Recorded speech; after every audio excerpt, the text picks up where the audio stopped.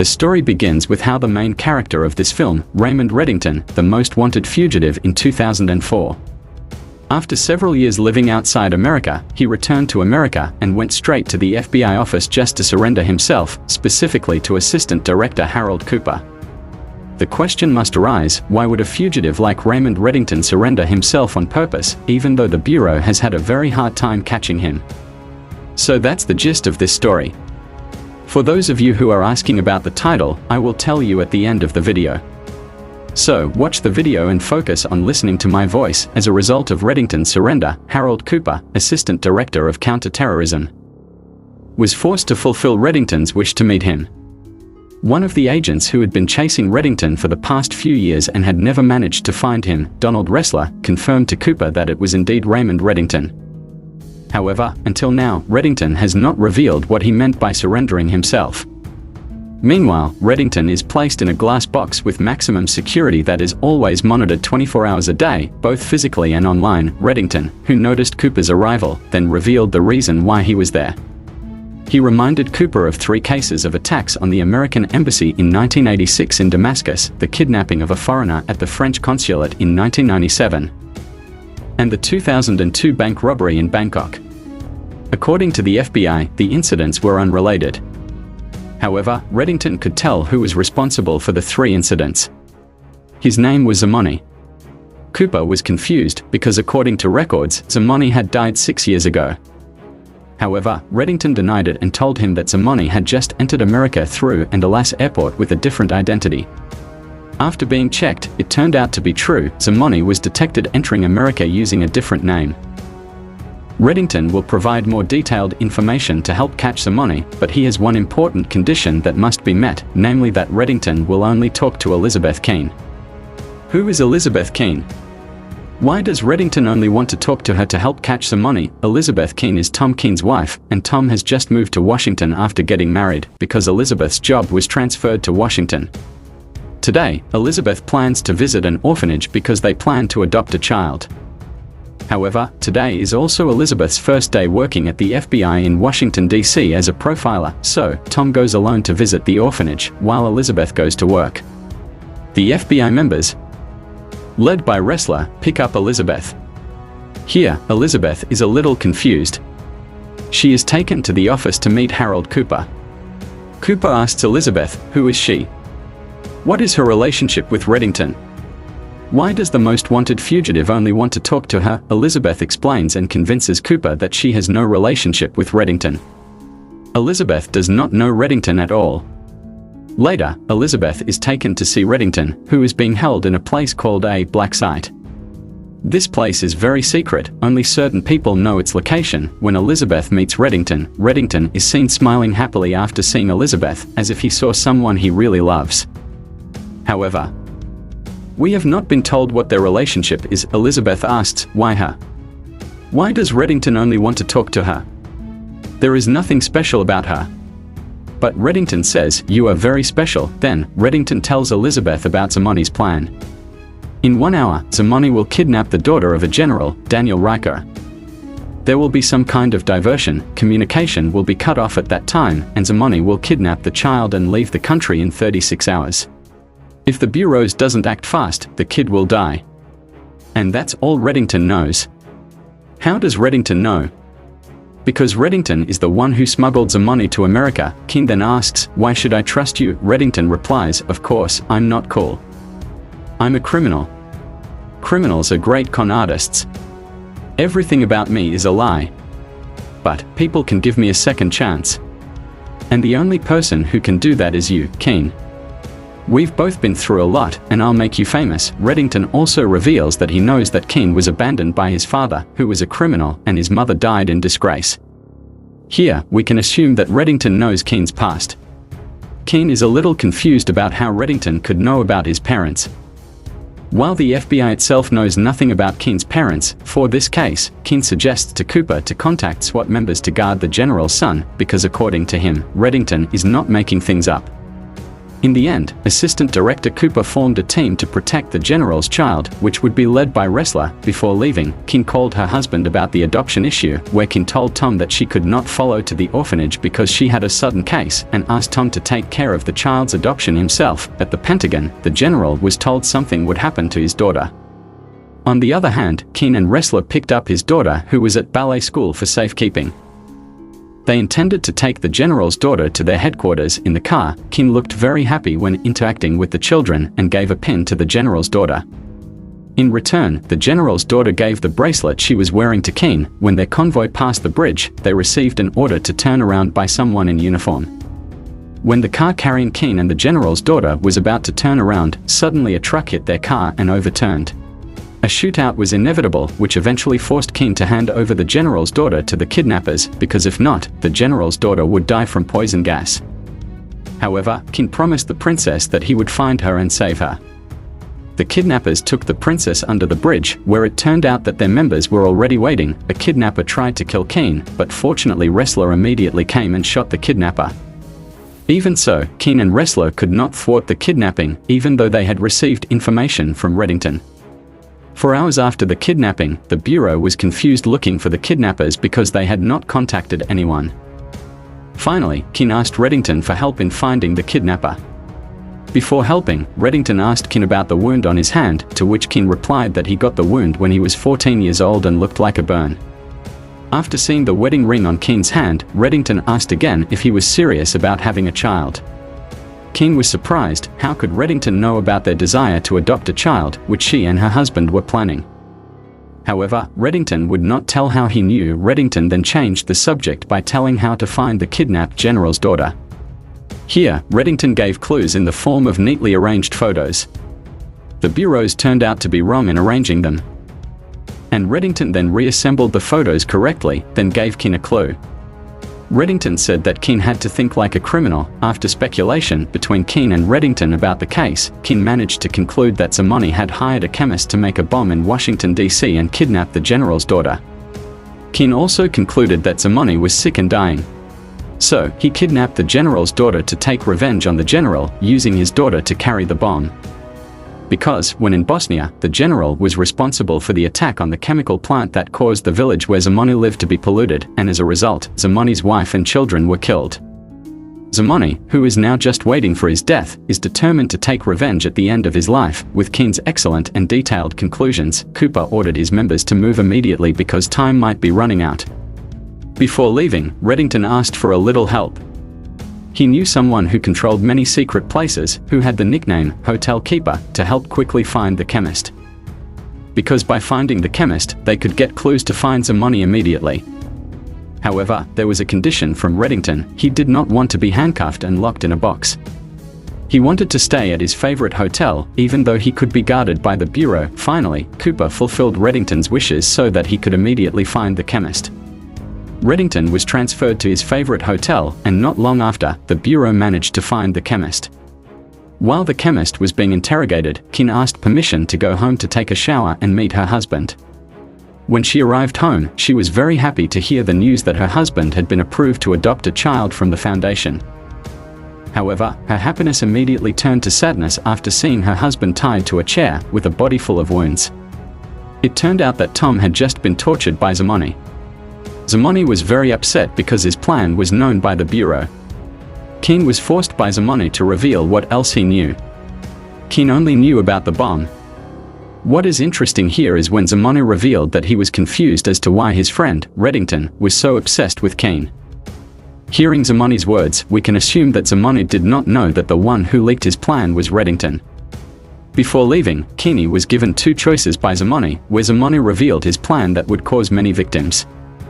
Kini was told to choose, save American citizens by arresting Zamani now, or save Tom, her husband, who was stabbed by Zamani.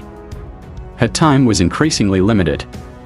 Duncan chose to help her husband, who could bleed to death if not treated immediately. Tom was finally saved and hospitalized.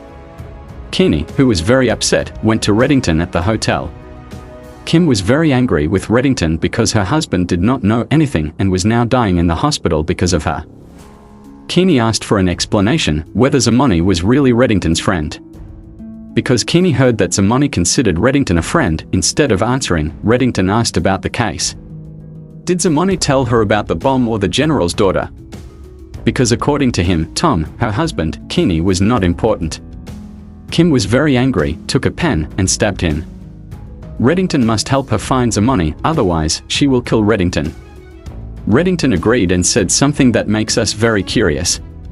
If observed, then we will not know who a real husband is. As a result of Kim's actions, Reddington was forced to be hospitalized and is now suspended from handling the case. The next day, Kim came to the hospital and asked permission from Islam to talk to Reddington about Zamani. But it turned out, Reddington managed to escape from the guard through the hospital window, which turned out he was helped by someone named, and it turned out, Reddington went to meet Zamani. And here they are indeed friends. Yes, and even more surprising, Zamani tortured Tom even more for Reddington's actions. Then, the next day, Reddington advised Zamani about his plan to use the general's daughter, because according to him it was always excessive. Zamani still did it even though Reddington advised him, but all this time, Reddington did not tell him the details of his plan. On the other hand, the FBI tracked Reddington from the chip installed by Bai, and Ressler tried to catch Reddington with the direction of the identification part that Bai had returned. Reddington himself called Kim, asking what he saw when Zamani went to his house. Now he remembers the incident, where he saw something like a stamp on Zamani's hand, which turned out to be a stamp if he entered the zoo. On Reddington's advice, Kim managed to find the general's daughter at the zoo, where she was left by Zamani with a bomb attached to her body. Reddington then said that he could do nothing about the bomb, and he would send someone to defuse the bomb because time was running out. If the FBI defuses it, it might be too late. It turns out that he was chasing Zamani instead of Reddington, because it turns out that the chip installed in Reddington was given to Zamani. Here, the dying Zamani apparently wanted to commit suicide, because he thought his plan would succeed and he could die peacefully because he had succeeded in taking revenge on the general. When Zamani wanted to press the bomb detonator, Ressler was forced to shoot him, which turned out to be where Zamani kept his medicine, where Zamani was given a check by Reddington and put it in there. On Kim's side, someone sent by Reddington with Ukrainian language came to defuse the bomb in less than 2 minutes. Kim tries to calm the general's daughter down by showing her the burns on her hand that she got when she was little. In the end, the Ukrainian, besides Reddington, managed to defuse the chemical bomb with 10 seconds left. However, Reddington also left with the scheduled bomb, and then Reddington came, probably letting his friend finish the bomb and considering the bomb as payment for his services. Reddington was arrested again and said to Kim, by grace, Fish. Cooper asked Reddington about his friend who defused the bomb, but Reddington didn't want to tell who his friend was, because now the problem was solved. The general's daughter survived, the bomb did not explode, and Zamani was killed.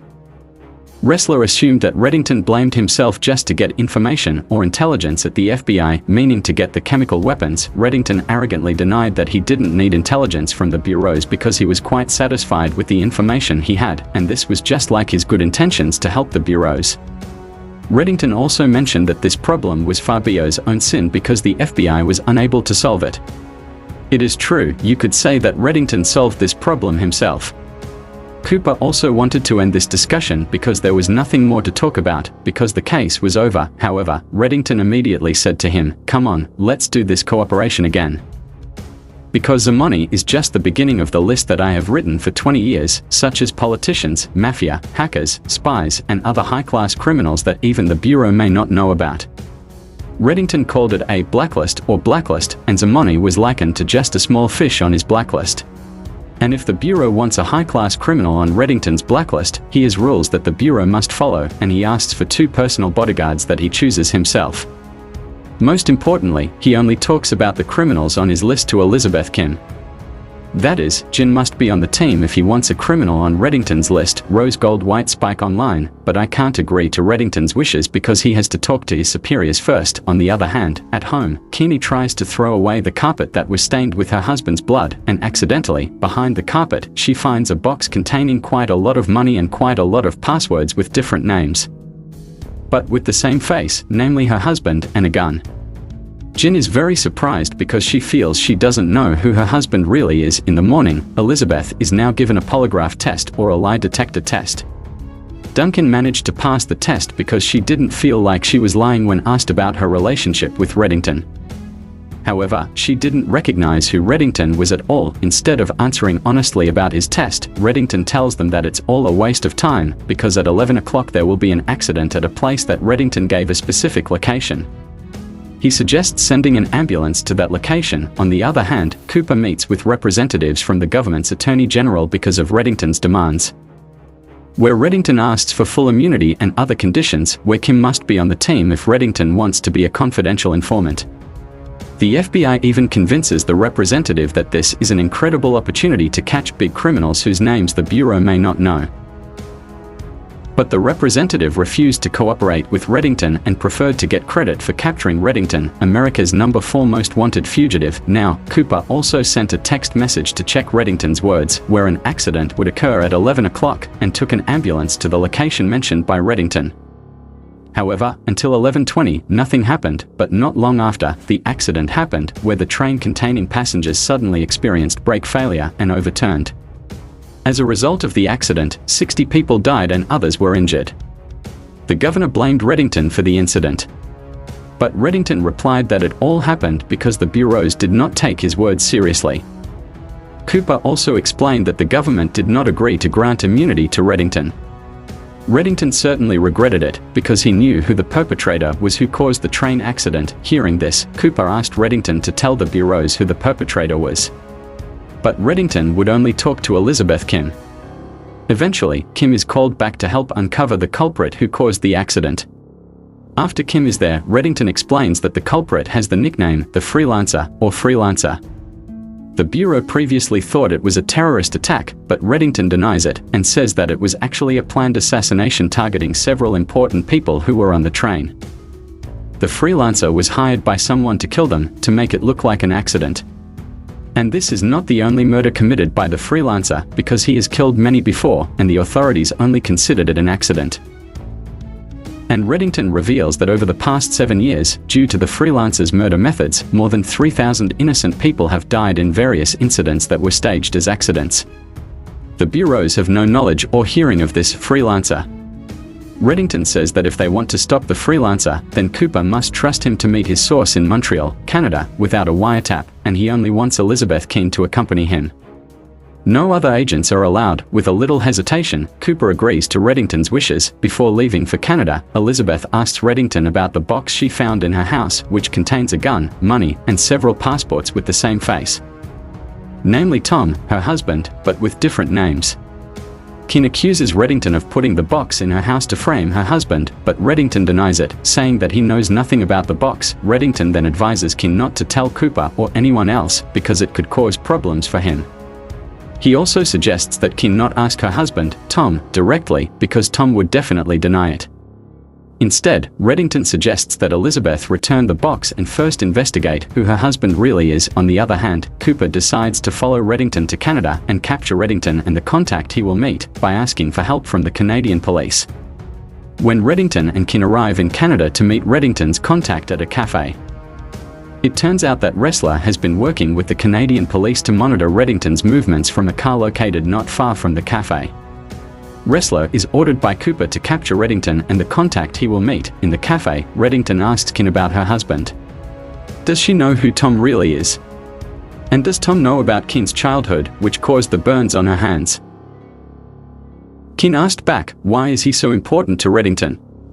Does Reddington know his parents? But Reddington did not answer Keene's question. He called one of the waiters to get a drink, and Reddington gave something to the waiter. After the waiter left, Reddington said something very confusing and made Keene curious, where Reddington said that everything Keene believed about himself was a lie. Keene was silent, unable to say anything. Then, Reddington, who realized that the cafe was surrounded by undercover agents, asked Keene to go to the toilet. But it turned out, Reddington left the cafe through the kitchen door and turned on the fire alarm. Ressler, who realized that the agent's disguise had been detected by Reddington, immediately ordered his troops to arrest Reddington and the waiter who was given something earlier. Ressler thought the waiter was the contact that Reddington would meet. Ressler then blamed Keene for Reddington's disappearance. When Ressler opens the door of the car where he was monitoring Reddington's movements, Reddington is gone. Ressler is very upset, while Keene insists that the contact Reddington wanted to meet will never come. However, Reddington denies this and says, "I wouldn't fly all the way to Canada just for cheesecake." Reddington then explains that the contact he was referring to was the first person he met when he entered the cafe. Reddington had traded his watch for a photo of the freelancer's next assassination target. The target was Florian Kemp, a human rights activist. Reddington suggests, if you find Kemp, you'll find the freelancer. The next day, Reddington meets with the FBI team and discusses Florian Kemp. Keane explains that Florian is being targeted for assassination and suggests that Florian cancel her fundraiser. However, Florian cannot cancel it because it is important to the women she has just rescued from human trafficking. In the end, the FBI shows up at the event to arrest Freelancer and protect Florian. At the office, Keane and Ressler explain to Cooper about Florian.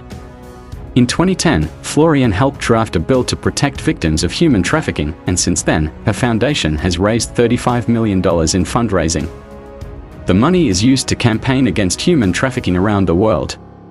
3 years ago, Florian's husband was murdered by Europe's most notorious human trafficking cartel, but the Bureau does not know who the cartel's leader is. Cooper speculates that the European cartel hired Freelancer to kill Florian. However, the problem is that the FBI does not know who Freelancer is. In the end, in order to thwart the murder of Florian Kemp, representatives of the Attorney General granted immunity to Reddington because he was the only one who knew the figure of the Freelancer and could help catch him. They also fulfilled Reddington's wishes, namely the installation of a tracker on his shoulder and 2 of his trusted men who could be by his side, namely Dem, a former freedom fighter from South Sudan who is Muslim. Previously, Dem was Reddington's bodyguard. Another person is Lily Zeng, a Stanford graduate accountant, who can be said to be Reddington's financial manager. With all this, Reddington officially became an FBI informant. But this agreement is written in black and white, and only certain people know about this agreement. At the end of the agreement, the Attorney General's representative added one condition, namely to include one of his trusted people in Cooper's team. That person is Myra Malik from the CIA. Reddington then went with Keane to Florian Kemp's fundraising event to identify the freelancer who would kill Florian. Before that, they met 3 people who would attend the event, namely Dem, Reddington's personal bodyguard, Lily Zeng, Reddington's accountant, and a new member of Cooper's team, Myra Malik. At the party, a woman who was a victim of cartel kidnapping gave a speech. She told how she was tortured and was very grateful to Florian for saving her. After the speech was finished, Reddington told that he had seen Freelancer, who turned out to be disguised as a waiter. Reddington then told Keane to immediately catch Freelancer. Ressler chased Freelancer, and the chase continued to the highway. On the other hand, Keane borrows a taxi, and with the information provided by Ressler, he manages to catch up with Freelancer and subdue him, rendering Freelancer helpless. As a result of the collision, Freelancer's leg is broken, and horribly, his bone is protruding from his skin. Here, Ressler pressures Freelancer to reveal who hired him to kill Florian, but Freelancer refuses to tell who hired him. On the other hand, Keane takes Florian to a room to secure her. When Ressler fails to get the name of the hirer from Freelancer, Myra Malik takes over to interrogate him. Taking advantage of Freelancer's injury, Myra Malik asked about the person who had hired him. Initially, Freelancer still refused to tell who hired him, but because of the excruciating pain he was in, Freelancer finally told the person's name, and surprisingly, the person who hired Freelancer to kill Floriana was Reddington. Ressler immediately called Keane. On the other hand, Keane saw Ressler calling him and rushed to take Floriana to the safe room. Keane took the elevator to answer Ressler's call. Ressler then told him that Reddington hired Freelancer to kill Floriana. Initially, Keane did not believe it because he thought it was very unreasonable. However, after hearing Ressler's speculation, where Freelancer was only used as a diversion so that Reddington could have time alone with Floriana, he began to believe it. In Floriana's room, the woman looked a little dizzy and was very surprised when she saw Reddington already in her room. An interesting conversation took place between Reddington and Floriana, who turned out to know each other well. Most shockingly, the leader of the cartel that kidnapped the girls to be traded is Floriana herself, and Reddington knows it. Floriana is two-faced. On the one hand, she appears as a hero for saving the girls, but she is actually the mastermind behind the human trafficking, even killing her own husband because he knew about Floriana's crimes.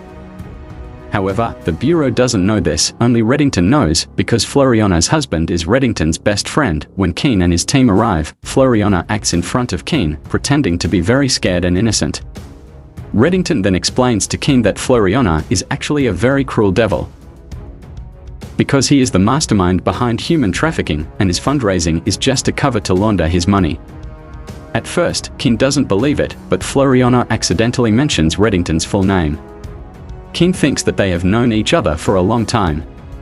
Not long after, it turns out that Floriana's dizziness is the effect of the poison that Freelancer used to kill her. The poison is also the type commonly used to drug kidnapped girls. Isn't it ironic here? Reddington offers the antidote, as long as Floriana admits her crime.